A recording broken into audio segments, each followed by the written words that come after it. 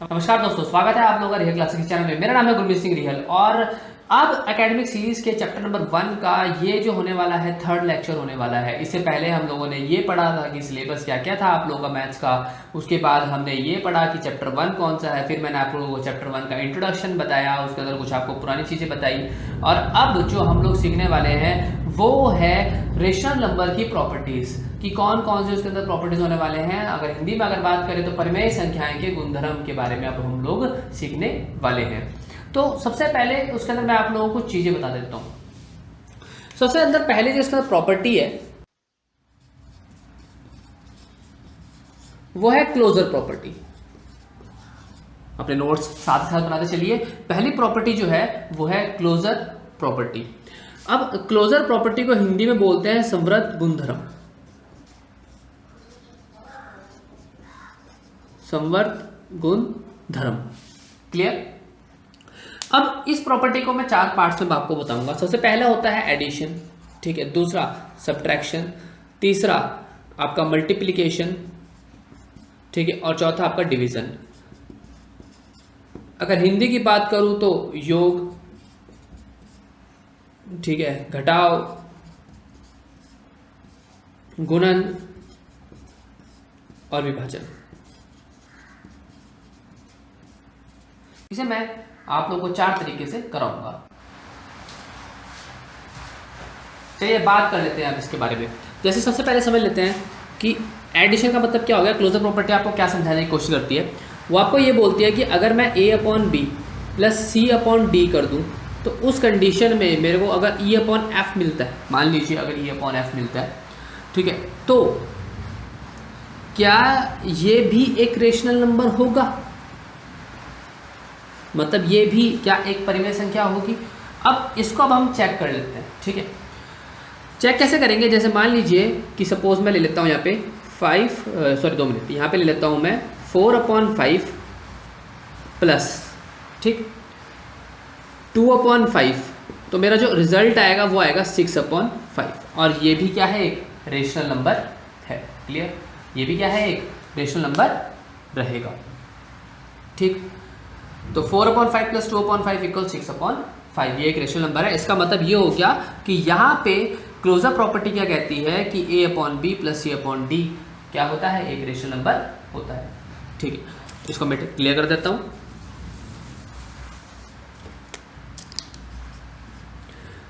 दूसरा होता है सब्ट्रैक्शन। इसका मतलब ये हो गया कि a/b और माइनस c/d करूँ, क्या वो एक रेशनल नंबर होगा।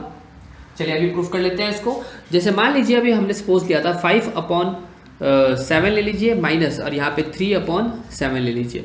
इसको अगर मैं सॉल्व करूँगा तो क्या आएगा 4/7, जो कि क्या है, एक रेशनल नंबर है।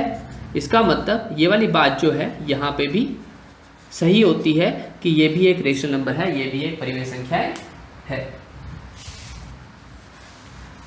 अब चलते हैं थर्ड की तरफ। यह है आपका मल्टीप्लिकेशन।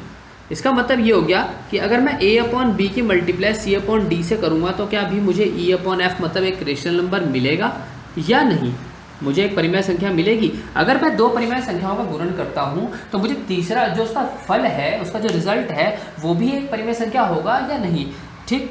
तो अब इसकी बात भी कर लेते हैं। तो अभी हमने जो पहले लिया था वही लेंगे, 5/7 मल्टीप्लाई 4/7। अगर मैं इस दोनों की मल्टीप्लाई करूँगा तो यहाँ पर 20 आ जाएगा और 7/7 जा 49 आ जाएगा, और ये भी क्या है, एक रेशनल नंबर है। तो इसका मतलब 3 चीज़ों में आप लोगों की क्लोजर प्रॉपर्टी लग जा रही है। कौन कौन सी। एडिशन में लग रहा है कि अगर मैं 2 रेशनल नंबर्स को जोड़ूंगा तो उस कंडीशन में जो मुझे रिजल्ट मिलेगा वो भी क्या होगा, एक रेशनल नंबर होगा। दूसरा, अगर मैं 2 रेशनल नंबर्स को सब्ट्रैक्ट करूंगा तो भी मुझे रिजल्ट क्या मिलेगा, रेशनल नंबर मिलेगा। और अगर मैं 2 रेशनल नंबर्स को 2 परिमेय संख्याओं का गुणन करता हूं, मल्टीप्लाई करता हूं, तभी मुझे क्या मिलेगा, रेशनल नंबर मिलेगा। अब बात करते हैं लास्ट टॉपिक की।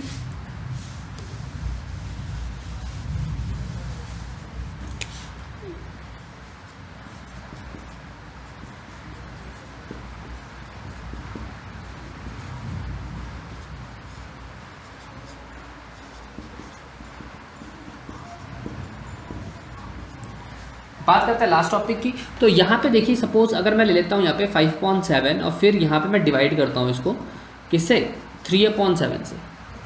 सपोज 3/7 ही हम हर बार ले रहे थे, तो यहाँ पे जो मुझे रिजल्ट मिलेगा ये पलट जाएगा 5/7 मल्टीप्लाई 7/3। हमने फ्रैक्शन में इस चीज़ को सीखा था कि ये डिवाइड का साइन जैसे ही मल्टीप्लाई होगा तो जो पीछे वाला होगा वो टर्म क्या हो जाएगी, पलट जाएगी। इसे हम काट देंगे तो यहाँ पे क्या आ जाएगा 5/3। तो इस क्वेश्चन के अंदर यहाँ पे जो रेशनल नंबर है वो लग जा रहा है, यहाँ पे जो इस कंडीशन में है वो क्या है, रेशनल नंबर भी लग जा रहा है। तो ये हो गई आप लोगों की क्लोजर प्रॉपर्टी। हम लोगों ने डिवीजन के अंदर ये बात भी प्रूफ कर दी कि ये भी एक रेशनल नंबर होता है, लेकिन अब आप लोगों को एक और बात इंपॉर्टेंट बता देता हूँ।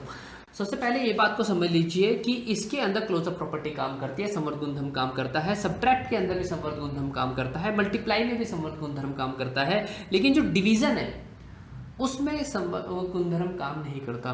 मतलब एक कंडीशन है, वैसे वो काम करता है लेकिन एक कंडीशन है। कंडीशन क्या है कि यहाँ पे ये सी या डी इनमें से कोई सा भी जीरो नहीं हो सकता, ठीक है। अगर यहाँ पे सी जीरो हो गया या फिर डी जीरो हो गया तो उस कंडीशन में डिवीजन वाला जो रिजल्ट मिलेगा वो रेशनल नंबर नहीं होगा। सिर्फ इसके अंदर एक ही प्रॉपर्टी ये काम करती है, ये एक इसके अंदर नोट पॉइंट में आप इस बात को समझ लीजिए, ये भी क्या है, एक नोट पॉइंट है।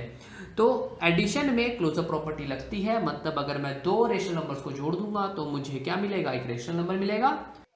माइनस में भी नेगेटिव प्रॉपर्टी इसके अंदर क्लोजर प्रॉपर्टी लगती है, और मल्टीप्लाई में भी क्लोजर प्रॉपर्टी लगती है, डिवीजन में भी आपकी क्लोजर प्रॉपर्टी लगती है, लेकिन इसके अंदर एक कंडीशन है कि सी और डी उस कंडीशन में जीरो नहीं होना चाहिए। तो इस लेक्चर के अंदर हम लोगों ने प्रॉपर्टी ऑफ क्लोजर संवर्त गुणधर्म को कंप्लीट करते हैं। मिलेंगे आप लोगों से नेक्स्ट लेक्चर के अंदर। उम्मीद है कि आपको ये लेक्चर पसंद आया होगा। देखने के लिए धन्यवाद। अपना ख्याल रखिए।